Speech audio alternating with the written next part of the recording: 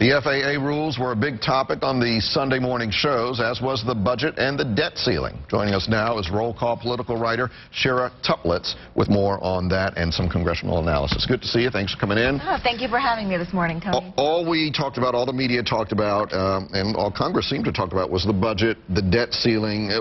Did anything else, did they take time to spend time on anything else during that, or was that it during that period? That's really what Congress is focused on right now. Look, we have some upcoming deadlines that are very important. First of all, the debt ceiling will be reached at some point in mid-May.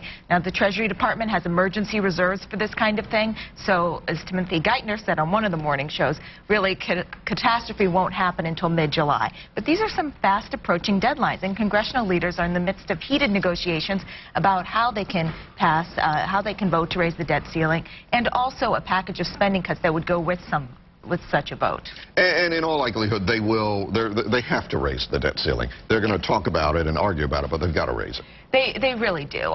We would be shocked, surprised, and frankly, the country would probably go into, economic shock for a while if they didn't vote to raise the debt ceiling. And members of Congress know that. The real question is what kind of package will go along with this? What kind of spending cuts package?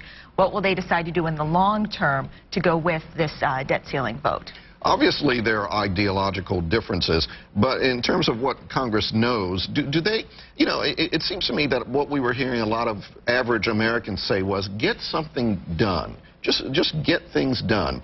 Yet we had these near shutdowns. Do they understand the frustration that most Americans have with the way they're handling things on the Hill?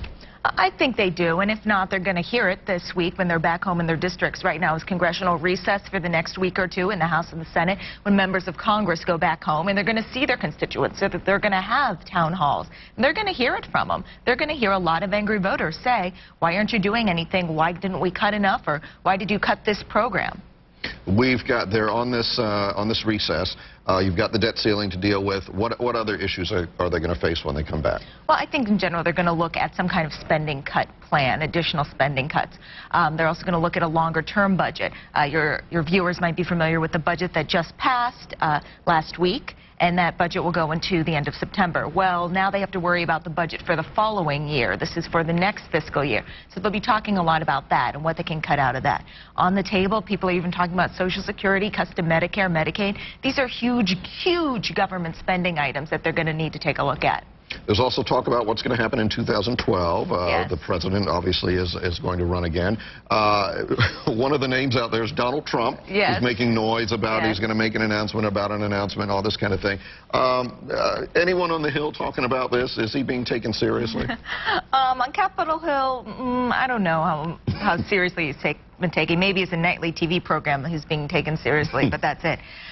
Look, I think the Trump thing is very interesting. Obviously, it's fascinating for us in the media to watch him go down to Florida like he did last week and talk to a Tea Party rally and try and see him as a candidate. It's very interesting, but will he actually go for it? Debatable. He says we should tune into a show to find out.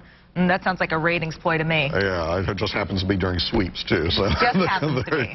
What a coincidence. Right, of course. Shira Toeplitz with Roll Call. Thank you very much for coming in. It's good to talk to you. Thanks for having me. Yeah, our pleasure. Steve, back to you. All right, thank you very much. It's 8:10 right now on this Monday morning, 52 degrees. Up next, we're going to get some tips for parents on